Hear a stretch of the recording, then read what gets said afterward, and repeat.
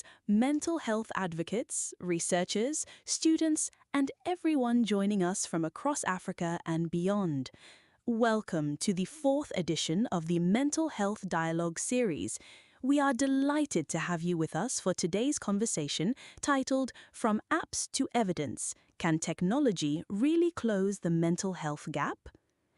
Over the past decade, we have witnessed an extraordinary rise in digital health solutions.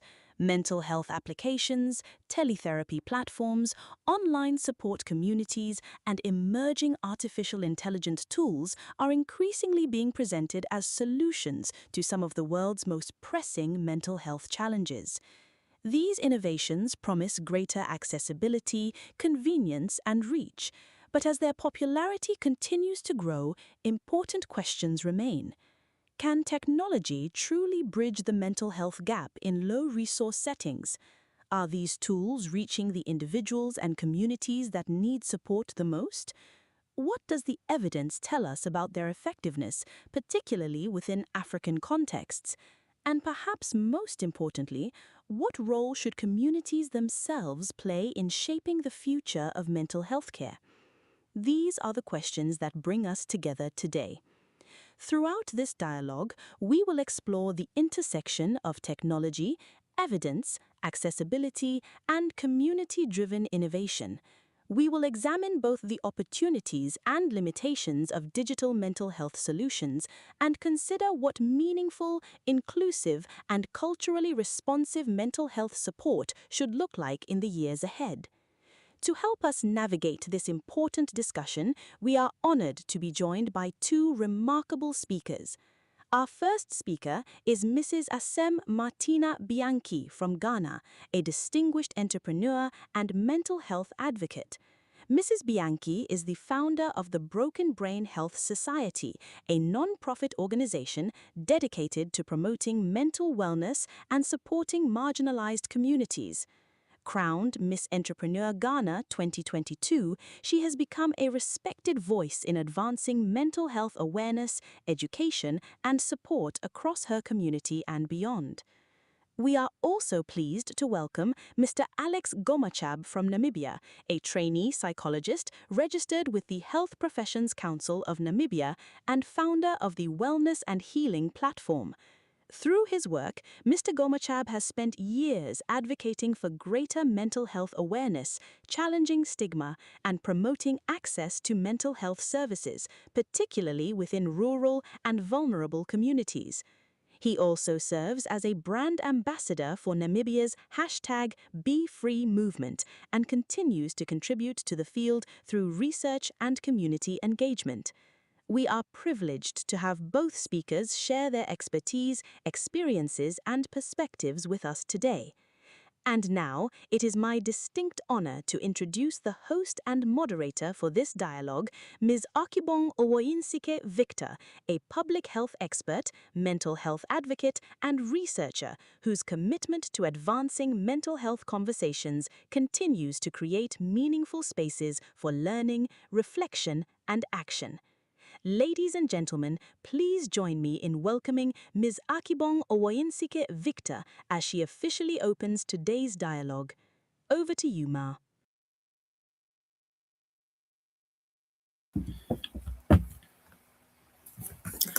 Good evening, good afternoon, good morning, everyone, from wherever you're joining us today, and a warm welcome to you for joining us on our fourth edition of the Mental Health Dialogue series. My name is Achibok Owisenke Victor. It's an honor to be your host today as we explore one of our most interesting topics for this dialogue series. Our theme is on From Apps to Evidence, just like it says, from apps to evidence. Is technology really working these days? Is technology really closing the health gap? And for that, we're going to explore it.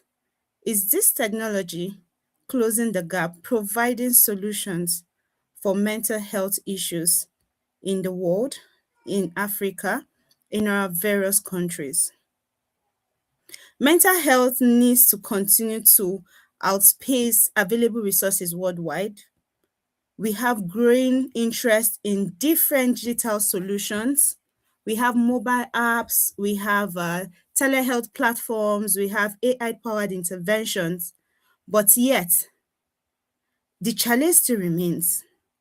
How do we move from just innovation to ensure that these technologies deliver impacts that are measurable and they are lasting? So, as digital mental health tools multiply, we are here to look at how to close the mental health gap that requires more than just innovation. They need evidence. We need to see the effectiveness in the real world setting. And today, we're going to explore this digital technology and how they bridge the gap. Thank you so much, our able speakers who have agreed to join us today for this conversation. And I'm delighted to have Mr. Alex here and our second speaker, Ms. Martina, who will be joining us all the way from Ghana. They're going to share insights on opportunities, challenges, and evidence surrounding digital mental health technology. This is not just a topic, it is the reality. It is what we see every day. Are we going to say it's a distraction? Are we going to say it's working? Are we going to say it is just there? Are we just going to embrace it because the world is moving from manual to digital? So we'll start from hearing from Mr. Alex. Thank you so much for joining us. And you have the floor, Mr. Alex. Please go ahead. Thank you.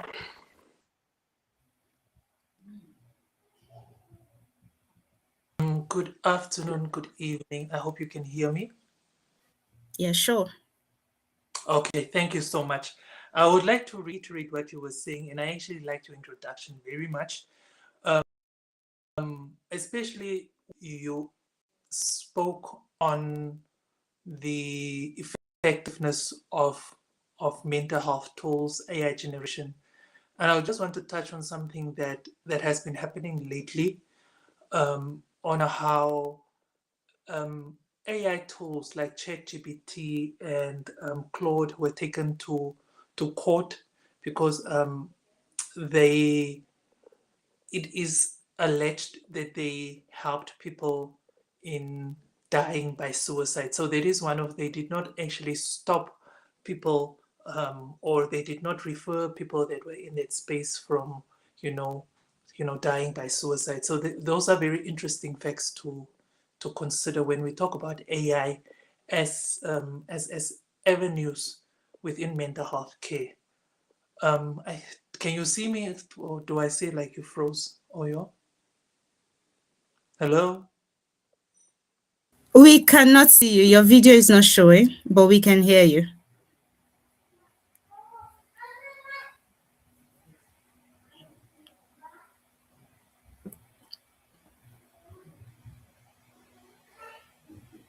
Hello, Mr. Alex. Can you hear me?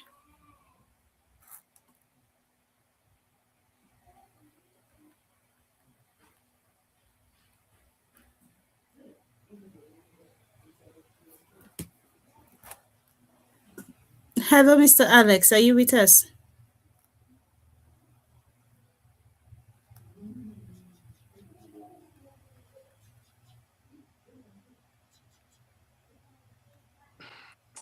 Good afternoon. I myself, what is this, muted. I want to ask if I can keep my camera off because when I keep switch it on, I kind of have a glitch with my network. So if that's fine, but I'm going to say good afternoon, good evening, good morning to everybody that has joined us. So today I'm going to be joining in the conversation and exploring whether technology can genuinely help address the mental health treatment gap in Africa. So while technological innovation is expanding rapidly, as it was said by our host, across the continent, the key question is not whether technology exists, but whether it can produce meaningful, equitable, and culturally relevant improvements in mental health care. Okay, so this presentation examines the opportunities technology offers, then we'll look at the limitations that remain, and why the future of mental health in Africa requires an integrated approach that combines professional care, community engagement, and technological innovation. Next slide, please.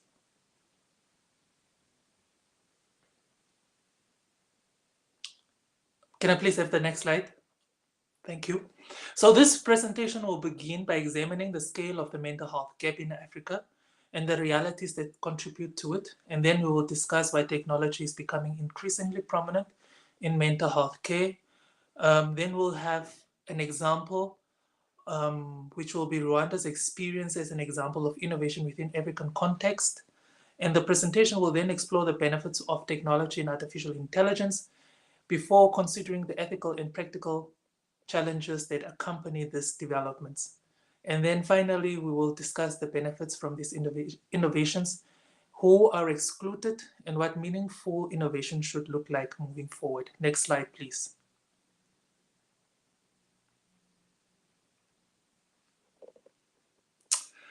So, mental health conditions represent one of the most significant but under-addressed public health challenges globally. As you can see, 1 in 4 people will experience some form of mental health condition sometime in their life. So the World Health Organization estimates that approximately 150 million people in Africa are living with a mental health condition. These are 2025 estimates. Yet the majority receive little or no formal treatment. Several factors contribute to this gap. Mental health services are often concentrated in urban areas. I come from a rural area. We don't have social workers, we don't have psychologists, we don't have psychiatric nurses. While many people live in rural communities, financial constraints, social stigma, conflict, poverty, and stages and shortages of trained professionals further limit access to care. The result is a situation where many individuals experience psychological distress without receiving appropriate support.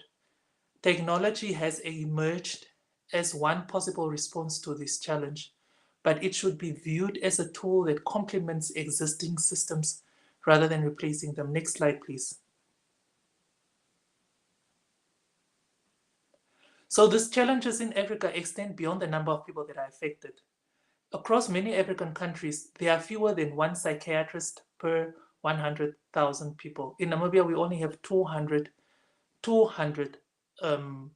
trained and qualified psychologists. And to my knowledge, we only have 4 psychiatrists. That is 1 psychiatrist for 1 million people.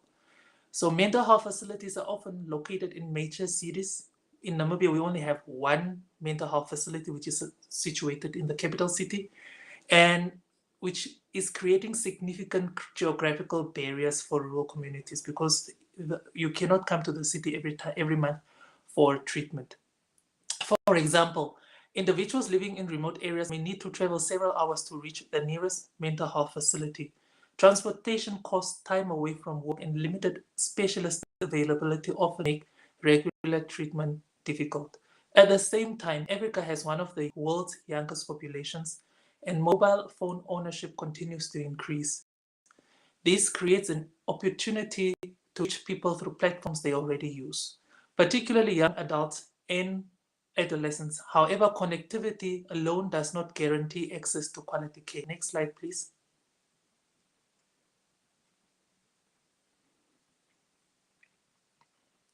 So technology is expanding within mental health care because it offers solutions to some long-standing barriers. As internet access and smartphone ownerships increase across Africa, mental health support care can potentially reach individuals who previously had little or no access to services. Teletherapy, online counseling, self-monitoring tools, and screening applications allow support to extend beyond the traditional clinic settings. Several mental health applications are already widely used internationally and, continentally. Headspace, which is a one app, provides guided mindfulness and meditation programs aimed at reducing stress and anxiety. Calm focuses on sleep support,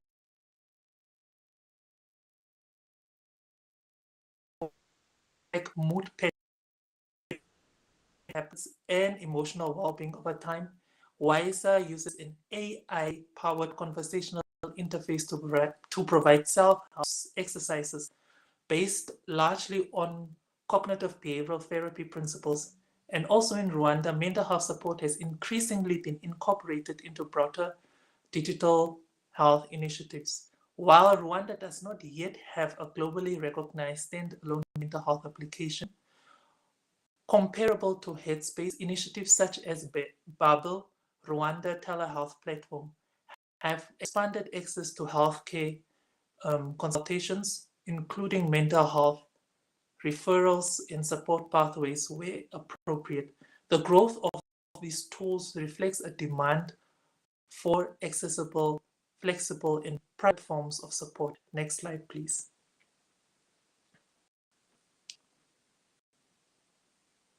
So we zero into Rwanda, for example, and we say that Rwanda provides an important example because of its unique history and commitment to rebuilding mental health support systems following the 1994 genocide. Mental health remains a national priority, and efforts have focused not only on clinical treatment, but also trauma recovery, social healing, and community resilience. Community resilience. One important lesson from Rwanda is that technology alone is insufficient. Progress has depended on partnerships among government agencies, researchers, healthcare professionals, and community leaders and citizens. This demonstrates the importance of community integration approach. Mental health innovations are often more successful when communities actively participate in identifying needs, reducing stigma, supporting vulnerable individuals, and helping shape services that reflect local realities. So next slide, please.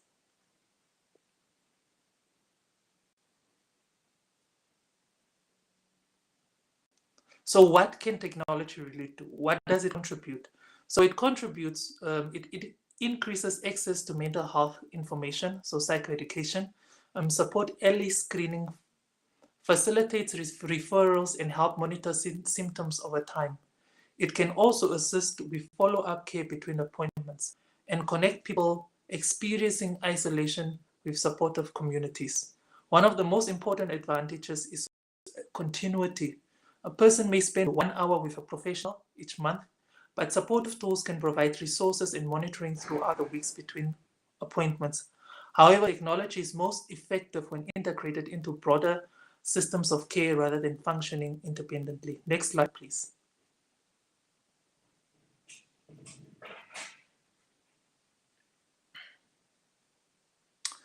So AI is becoming increasingly influential within the mental health care.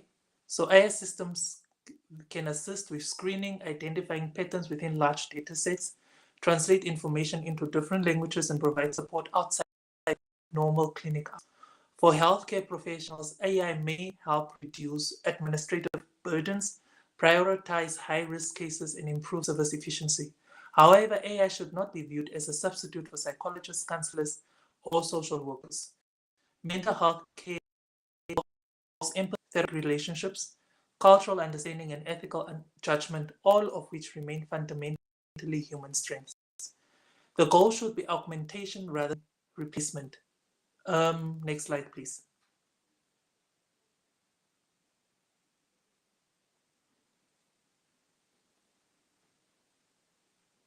So what are the benefits of AI for Africa? So it expands support in low resource settings. It reduces language barriers, assists community health workers, and improve data collection for policy planning and research. In areas where specialists are scarce, AI-supported screening tools may help identify individuals who require urgent referral. For community health workers, AI can provide structured guidance and decision support tools that strengthen service delivery. And importantly, these benefits become most valuable when they strengthen existing healthcare systems rather than operate separately from them. Next slide. I'm almost done, people. Sorry.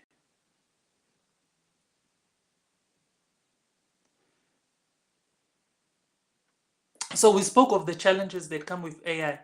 And while the benefits are significant, there are also some challenges that require equal attention. So we have privacy and confidentiality, which are among the most serious challenges. Mental health information is very sensitive, and users must be confident that their personal data is securely stored and responsibly used. Another one is biases. So many AI systems are developed using dataset from Europe and North America, and as a result, they may not reflect cultural expressions of distress or local experiences. There is also the issue of accountability. If an AI system provides inaccurate advice or fails to identify a person at risk of self-harm, determining responsibility becomes complex. The example that I used when I started the presentation with ChatGPT and Claude being taken to court due to people dying by suicide. So another concern involves transparency. Users should understand when they are interacting with AI and how decisions are being made. So finally, excessive reliance on technology risk weakening the human connection that is central to effective mental health care. Compassion, trust, and therapeutic relationships cannot fully be automated. Next slide, please.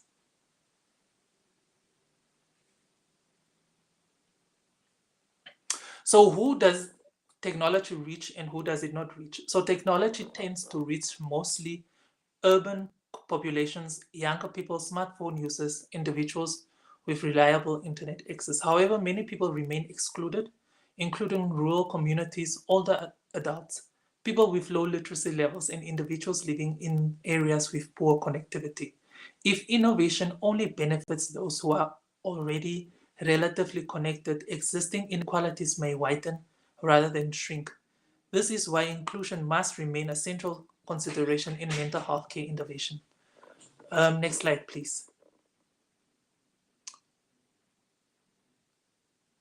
So what does it look like from apps to evidence? So a growing number of mental health applications are available, but far fewer have been rigorously evaluated within African settings.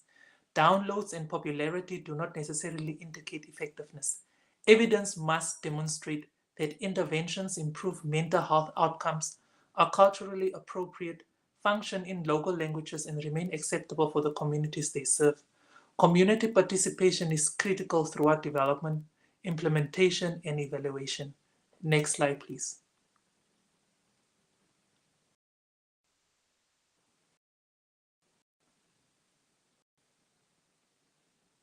So real innovation is not simply about introducing new technology. It involves combining professional expertise with technological tools in ways that strengthen care delivery. This integrated approach may include psychologists, social workers, community health workers, peer supporters, and technological platforms working together. Community-based approaches are equally important, especially in the African context. Local leaders, families, schools, faith communities, and youth organizations often serve as the first points of contact for people experiencing distress. When technology supports these existing networks rather than replacing them, innovation becomes more sustainable, culturally relevant, and effective. Last slide, please.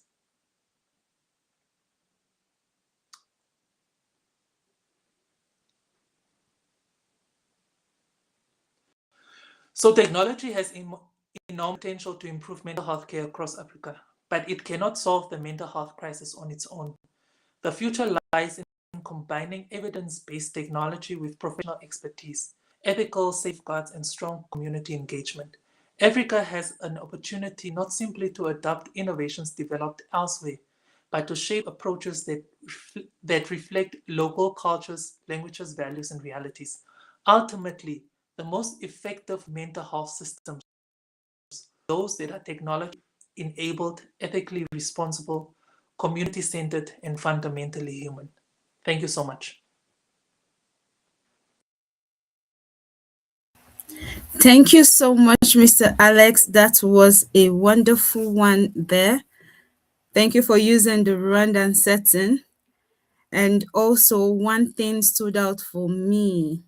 How can these apps be evaluated? We have so many of them on ground, but how are we sure these app is going to work. We have several of mental health issues on ground. We have different platforms, but are we comfortable leaving our problems in the hand of a chat box? Let's reflect on this as we move on to our next speaker. If you have questions, please drop them in the chat box and we'll get back to them after the second presentation. Thank you.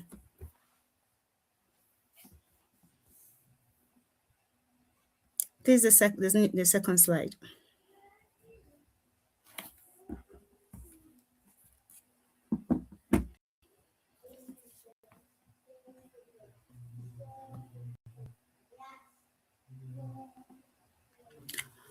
On this one, we are going to talk about the structural problem.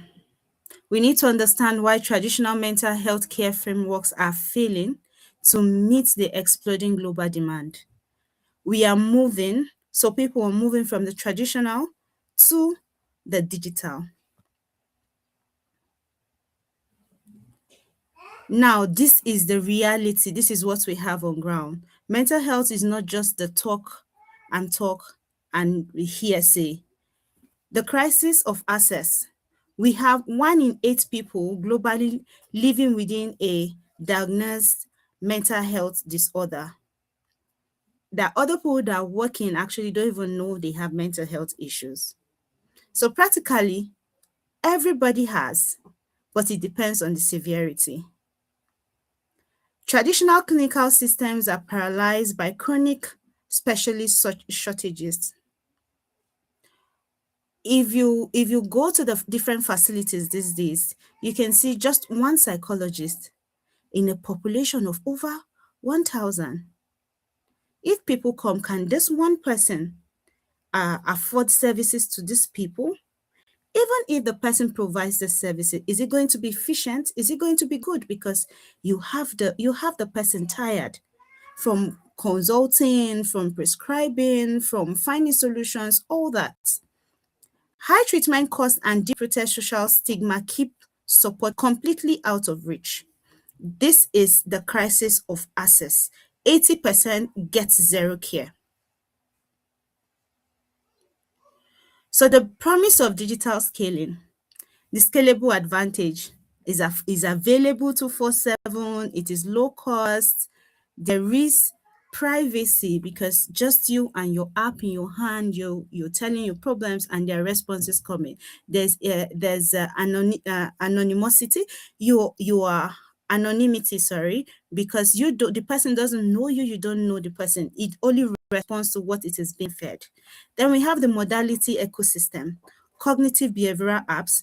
They are structured automated clinical pathways. You give a problem and they follow according to what they have been structured for. They give you. Then we have the AI chat box intervention. Most mental health organizations now have chat box as services. You go to the website, you click on it, it gives you the different types of problems, issues. You tell the app what you want, and then you're given solutions. Now, we also have the telehealth networks.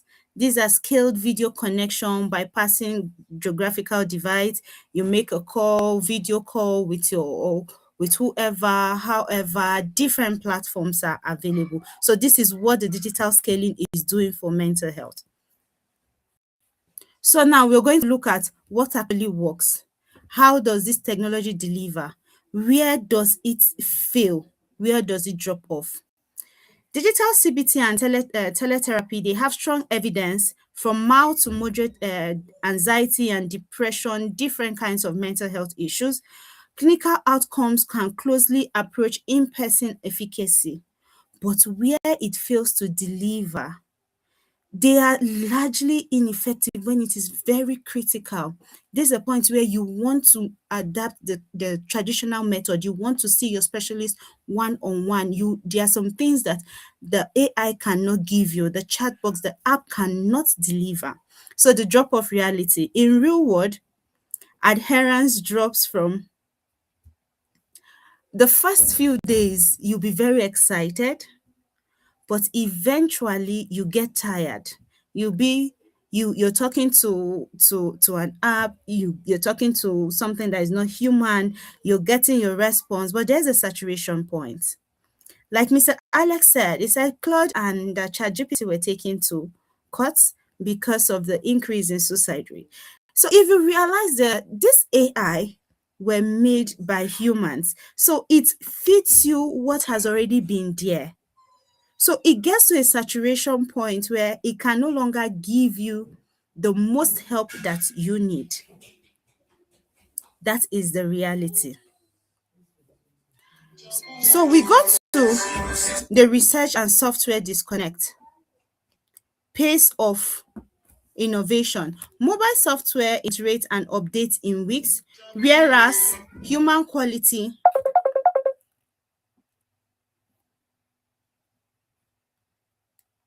sorry for that interruption.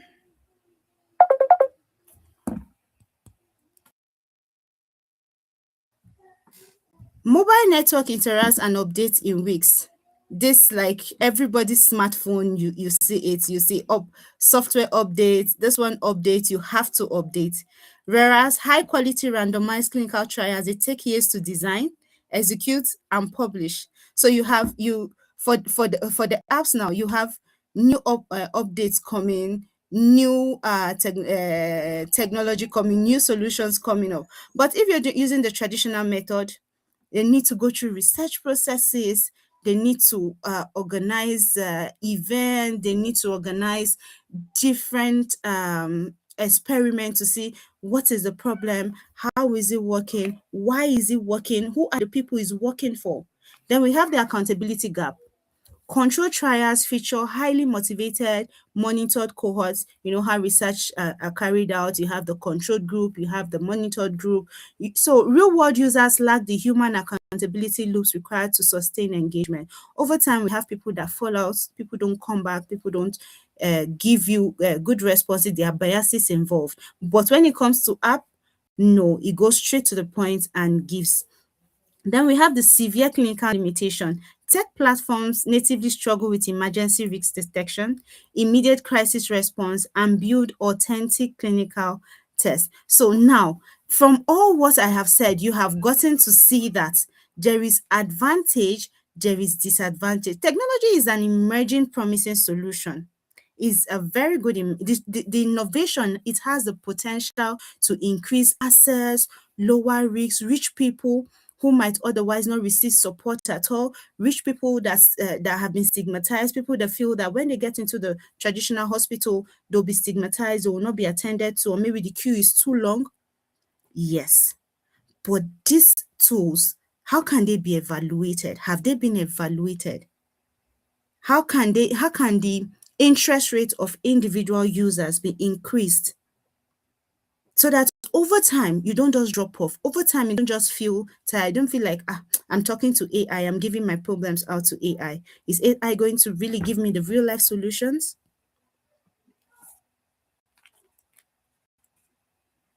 So now this is the adherence rate by modality. If you look at this chart here, the pure self-guided apps, you have 15% adherence. Autonomous AI chatbots, 25% adherence. Then the blended model, where you have the app and you have the coaches, you have the 60% adherence. And the traditional face-to-face, you have the 75% adherence. How do we get to 100% adherence? How can this gap be bridged? How can we get there? From here, we have seen that once humans are involved with the AI, it increases adherence. Is there a way we could work that with humans, traditional method, and technology to close that gap to 100%? Do you know the answer is actually yes? But only we must focus on evidence, on quality, and equitable implementation. Success will not depend on how many tools we can create, we can innovate, but are they effective? Are they safe? Do people feel safe using them? Are they also accessible? Are they responsive to the needs of people that are designed to serve? Because we need apps to be able to detect high and severe risks in mental health. The critical situations, how are they going to be detected? In mental health, you're told that once there is a tendency of suicide, you report the issue straight. You don't provide try to provide counseling. You don't try to say, okay, let's walk around it. No, you send them straight to a specialist that can provide the help and attend to the situation immediately. So how can this app identify that? Will they be able to connect who is going through a lot to the professional help that is needed? So we have framework for successful scaling. We need clinically blended models, evidence-backed CBT. Software must be natively grounded in proven clinical protocols rather than just gamification. People don't just wake up and say, I'm creating an app for mental health. Can your app serve? Can it provide help to these people? We don't need to be innovating. We need it to have impact. We need to see the evidence on ground. It needs to have the human in the loop, retaining human coaches or therapists to guide user progress and significantly boost retention. People will trust in it. They will understand they are not just talking to a machine. They're not just talking to an app. They're not just talking to an AI. They're not just talking to a bot. They are getting real life solutions. Then cultural customization, tailoring therapeutic languages and interface design to local communities and demographics. Like Mr. Alex said, there's still challenges. Some people might not have network, they might not have phones, the digital phones that they can use to access this app. We need to design this app to be able to reach local communities and demographics. We need offline tools. We need different innovations that can reach to those rural communities, those people that are working and don't even know they have mental health issues. We also need to reach those communities that still see mental health as being crazy and not just mental health that needs attention. We need stepped care model. Utilizing the UK's NHS model, software works as step one triage, escalating automatically to human clinicians, just like I said initially. So we have here, technology is a force multiplier. It is not a magic fix. It closes the gap when it's used to triage, support, and extend human care. It does not replace it.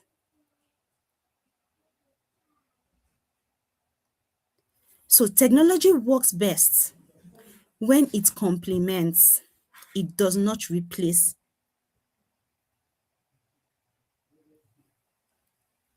mental health professionals, mental health services, traditional face-to-face.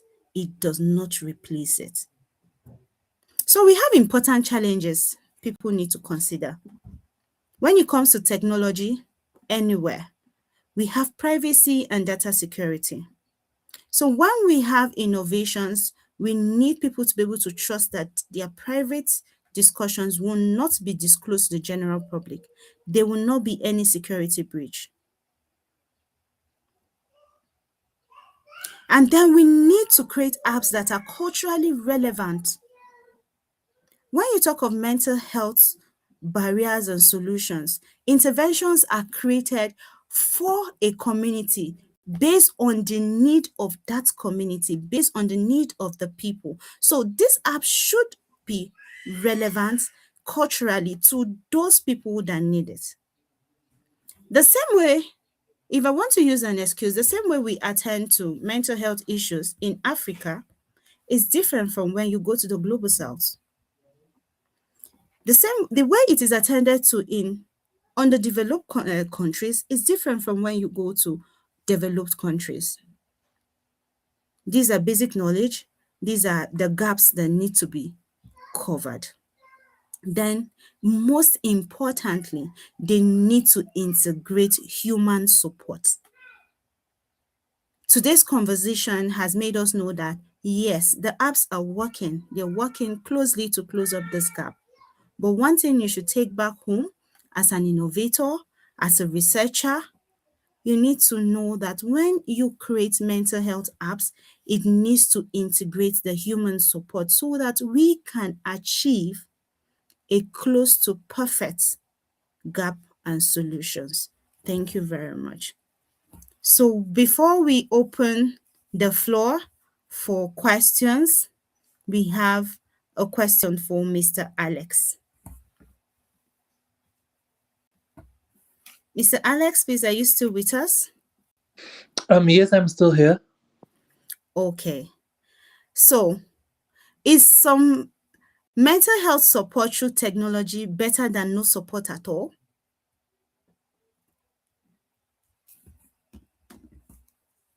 Is mental health? Can you Mental repeat your health question? support through technology using the app, is it better than no support at all? Because we see that from the statistics, we see that people tend to leave using the app after a while.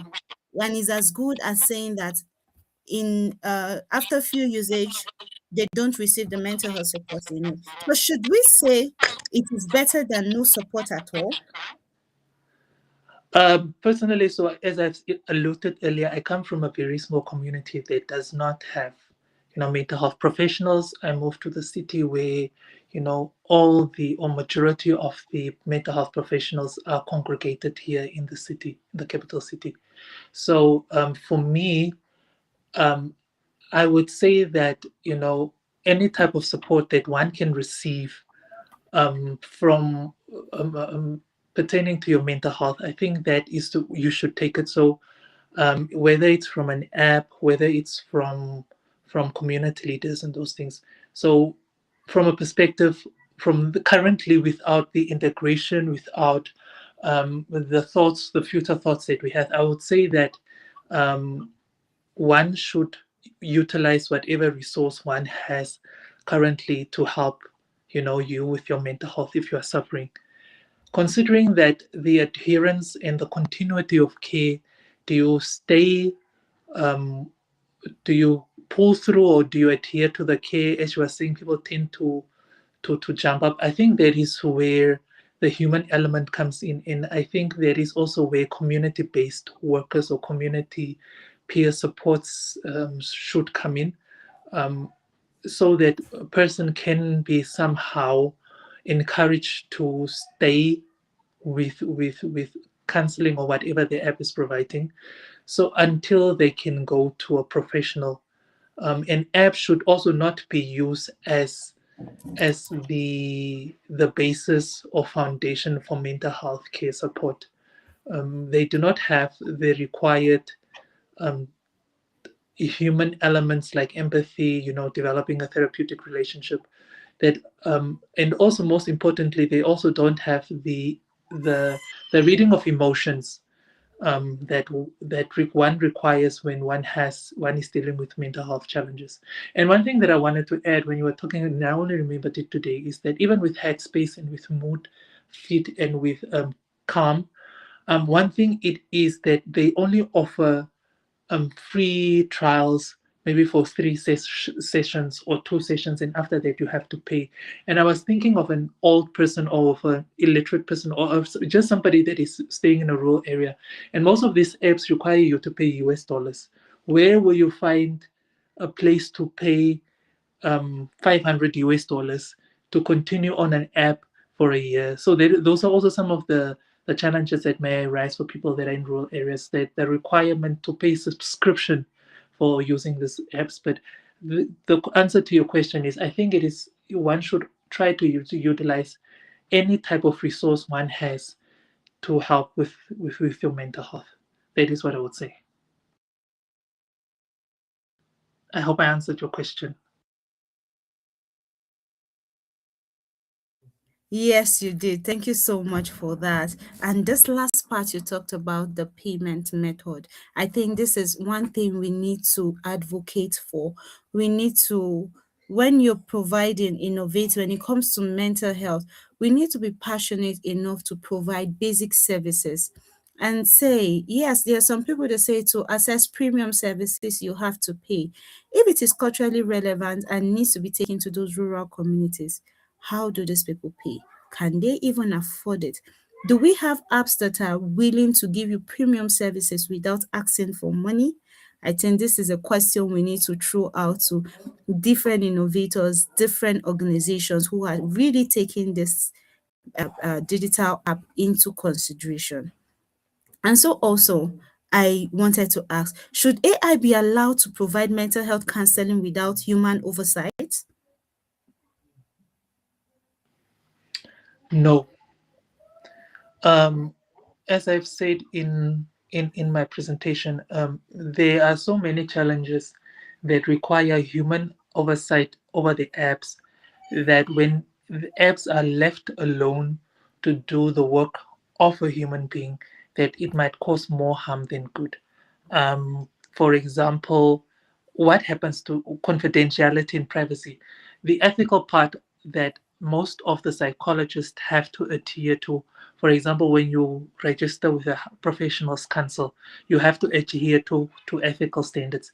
How do we make sure that these AI systems are at, are also held accountable to this ethical standards that everybody, whether it is in America, whether it's in Rwanda, all over the world, have to adhere to? So um, I don't, it is not even a question for me that AI should be allowed to operate alone, because that would just create so much harm. There's the thing of, as I said, privacy and confidentiality. The principle of do no harm. Do, as we have said, people are, taking information from AI, misinterpreting them, and maybe, for example, dying by suicide. There are also some, it depends on how your language is, also in how you communicate with the AI system, which may also later lead to things like gender-based violence, self-aggression, harming of others.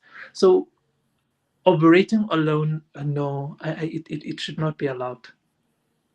Thank you. And this raises the concern, to what extent should AI be allowed to intervene? Because people relying on AI in time of crisis or taking too much advice that on a normal day shouldn't be shouldn't be adopted at all. AI gives you what you give to him. You give information, it interprets. Over time, it gives you back accordingly. Let me use an example, ChatGPT. You realize that if you use ChatGPT on two different systems, it depends on what you feed it. It gives you back. If you tell this one, I'm a farmer, I want to go into agricultural production, and then it gives you everything that has to work with it. You go to the next one, I'm a public health expert, and you want to carry out an intervention, it gives you, you input information, it responds. So you realize that even when you don't give AI information, you can just say, Hi AI, how are you today? And it responds with your profile. Hey, it's nice to meet you. How is your agricultural production going? How is your public health production going? You know you're an expert. So if you have taken your time to do that, if you haven't, try it and see. We need to have a limit. We need to know to what extent should AI be given access to. Mr. Alex, what is your opinion on this? I do agree with you. I think it regurgitates and it gives you back what you put in. What we have seen also, what is currently out there, is that it learns your learning style, your writing style, it learns your writing tone, it learns how you communicate as well. So it is like something that is trying to study you. So every time you input something, all the questions that you put it in, all the questions that you ask, the statements that you make it, um, when you ask, or when you input also your personal information, it sort of has that ability to learn about you, as you go and interact with it. So eventually, when you start having mental health concerns, it responds to your concerns based on the already inputted information that it has drawn from you. For example, you would say, I have a troubled household. My grandfather or my mother is always abusing me. Some would say, call the nearest police, call the, you need to take this up with what. But um, there might be instances where it gives you contrary, advice on, try to do this, try to give them, um, try to not give them food, don't interact with them. It depends on what you, like you were saying, you put it, what it gives you, the information that you give it. And also, when it comes to mental health, I think that is the aspect where it could be harmful towards your mental health, because the information that it would not take the full picture that you are giving it, and it will be giving you interpretations that are based solely on subjective experiences that you have fed it. So it would not give you objective, um, clinically relevant and valid information that would be helpful for your mental health. Thank you so much. Before we go to the question section, I have just one last question. So, if we want to draw the line between innovation and responsibility, who should be held responsible when a digital mental health tool causes harm? Should we say the developer? Should we say the healthcare system or the user itself?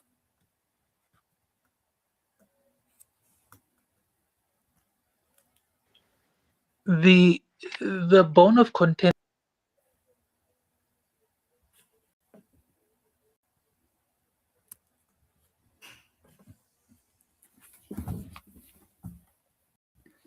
Hello, Mr. Alex, are you there?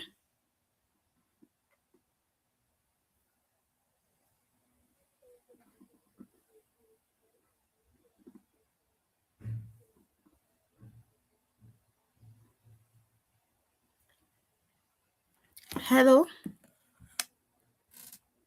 Okay, before he comes back to respond to that, this is an important question. This When we talk about innovation, we also have to talk about the ethics behind it.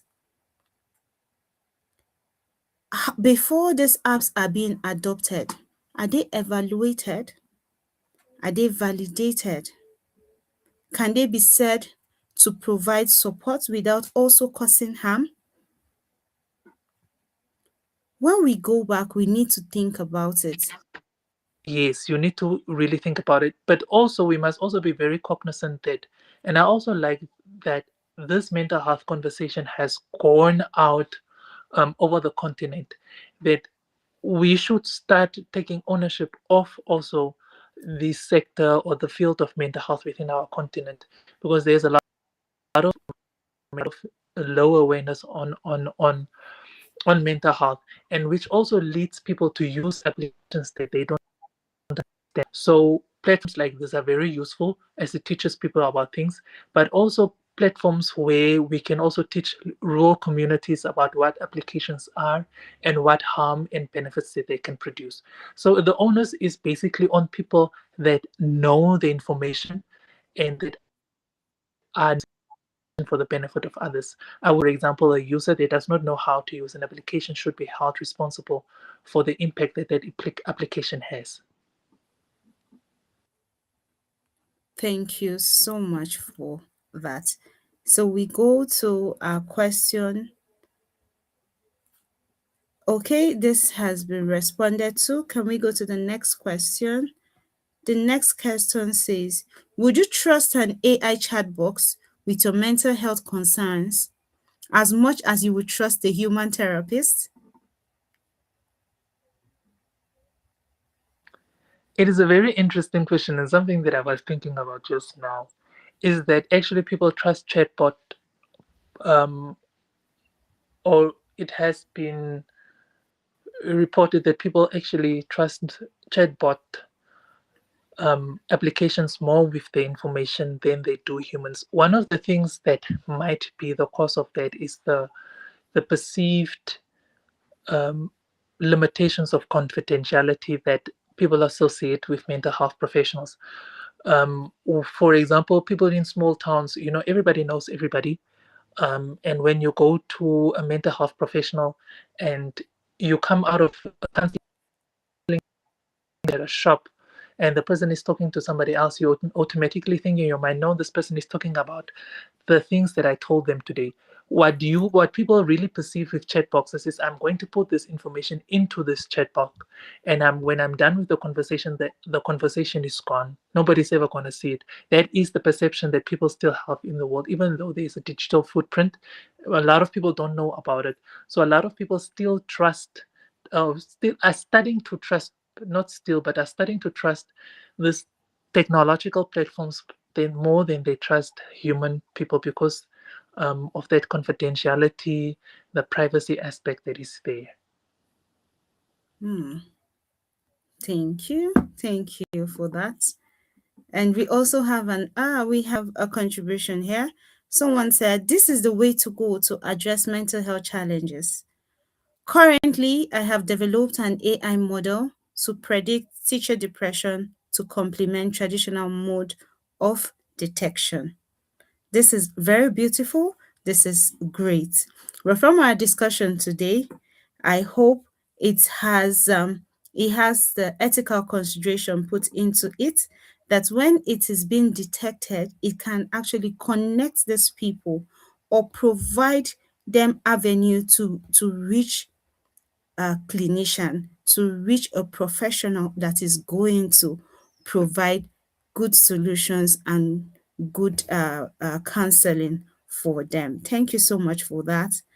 Then we have the last question. Could technology actually widen mental health inequalities if vulnerable populations lack digital access or literacy? In the current in the current context or in the current consideration that we are living in, where only 600 and something million people have access to technology within Africa, and I think globally only 1 in 3 people have access to technology. Um, Unfortunately, technology might be able to help some people that are living with mental health conditions currently, but to make it and to make it to make access flexible, equitable, and quality, I don't think so at this point because we still have a very big barrier to go. A lot of people still don't have access to normal electricity, which is required for technology. So I think it's a stepping stone, and each innovation that is really providing real care to people should be celebrated. But to totally eradicate the inequality that exists and the disparities that exist in the mental health treatment gap, I don't think we will be able to solve it currently with only technology because there are so many contributing factors like the lack of electricity, the lack of gadgets and cell phones, lack of, like we were saying, the premium payments that we require to stay on the apps, the lack of connection between apps and mental health professionals because you need your apps to be connected to a mental health professional to make it more ethical, more viable, and more quality. So without those things, no, not in the current sense. Well, well, like I said from my presentation, there are advantages and disadvantages. What's this conversation, what's the topic, what every mental health organization is looking forward to is closing that gap. We need to close the gap. That's why when we talk about innovation and creating these apps and technology, we need to consider those that are affected by the government policies, by the economic factors, financial restraint, educational problems, infrastructures, social incapability. There are several things to consider. So we don't just need to innovate or create or predict. We need to be considerate in our innovations. This is not just a dialogue. This is a conversation that is happening in real time. This is reality. It is a collective call to action for every innovator, for researchers, for advocates, for professionals, for experts in mental health. It is a call to action. Mental health is a human right, and when we are creating access to help, we need to make it affordable, available, and considerate for everybody. We know the demand for mental health services is far more than what we have on ground, even the apps that are being provided, even the professionals on ground. Long waiting time, people are not available, stigma, location, illiteracy. There are several barriers that stop people from accessing care. So, from our discussion today, we have heard from Mr. Alex, we had heard from my presentation. We are calling on everyone involved in the healthcare system to consider this, to look into it. Yes, it's providing help, but we need it to connect to humans. We need those coaches and those clinicians on it. We also need these apps to be able to help in crisis situation. And that is why we need the human factor behind. We don't want people to be relying on AIs, to be relying on apps, to be relying on just what they get. They need to connect to real humans so that we can close the mental health gap. So with this, we thank Mr. Alex for your presentation, for the discussion, for being able to come here today to share your experience with us. We thank you so much. To everyone who has joined us today, we thank you for your questions, your engagement. We need to keep this momentum going, and that is what we're doing at Fire at Rwanda. And the Mental Health Dialogue series, we talk about mental health and everything around mental health, how to improve mental health, how to improve access, how to evaluate healthcare, and how to create interventions that can help the vulnerable population and underserved populations. Thank you so much, everyone, for joining us today. My name is Achibong Owisenke Victor. On FIRAT, we have different dialogue series. We have the maternal health, child mental health series. We have the dental oral series. If you don't receive emails from us, kindly register and you will be able to know when we have the next dialogue series. We also have the research series on Install Africa, which is being presented here. You can, if you miss this conversation from the beginning, you can go back to our YouTube channel on FIRAT and listen to it again.